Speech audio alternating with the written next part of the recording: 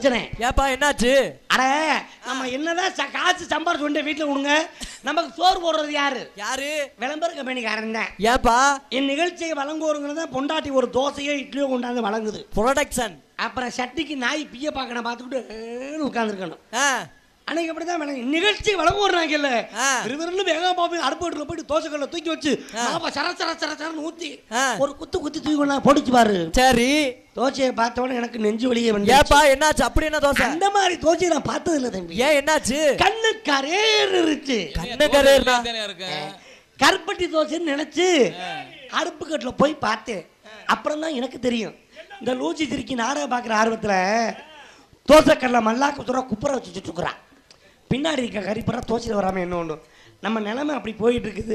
அதனாலே கவனமாக இருங்க. அது மாதிரி இன்னைக்கு உலகம் ஏமாற்றமான உலகம். யாருக்கும் தயவு செய்து ஃபோன் பண்ணி உங்களுக்கு லாட்ரி சீட்டு 10 லட்சம் விழுந்திருக்கு, உங்கள் அக்கௌண்ட் நம்பர் சொல்லுங்கன்னு சொன்னால் யாரும் நம்பர் கொடுத்துடாதீங்க. நானும் நம்பரை கொடுத்துட்டு 20,000 ரூபாய் காசு ஆட்டையை போட்டாங்க. அது கூட பரவாயில்லைங்க. பழனிமலை கோயிலுக்கு சாமி கும்பிட போனேன். சாமி கும்பிட்டு கீழே இறங்கி வந்தா. சரி, கீழே இறங்கி வரப்ப ஒருத்தன் சொன்னேன், அண்ணன் கருங்காலி மாலை இருக்கு, இந்த மாலையை வாங்கி போட்டீங்கன்னா உங்க குடும்பத்துல வந்து ஏவல் பிள்ளி சூனி எது இருந்தாலும் விளையிரும், அதிர்ஷ்டம் நிறைய வரும், இந்த மாலையை வாங்கி மாட்டிக்கோங்க. சரி, எவ்வளவுடா மாலைன்னு?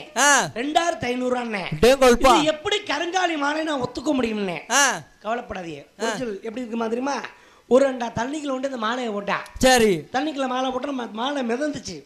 மிதக்குதா? ஆமா. இப்படி மாலை மிதந்தா இதுதான் ஒரிஜினல் கருங்காலி மாலை. சரி, அதனால இந்த மாலையை வாங்கி மாட்டிக்கங்க. நானும் வாங்கி மாட்டிக்கிட்டு மறுநாள் எங்க வீட்டுக்கு வந்தோடனே குளிக்கிறதுக்கு எங்க ஊர் கம்மாயில குளிக்கிறப்ப சோப்பு போட்டு தேய்ச்சிக்கிட்டு இருக்கிறேன். இந்த கருங்காலி மாலை கரைச்சு ஊத்த ஆரம்பிச்சிருச்சுடா. என்னாச்சு? அது அப்புறம் தான் தெரியும், அந்த சண்டாள பாவி ஆட்டு புளிக்கையை கோர்த்து மாட்டி விட்டுருக்காண்டா. பாவி அதை விட்டு வாங்கி காசு போடுறது ஏன் மிச்சம்? ஏமாற்றமான உலகம். அந்த மாதிரி லூசு பயிலும் நம்ம நாட்டில் இருக்கான். ஏன் எப்படி?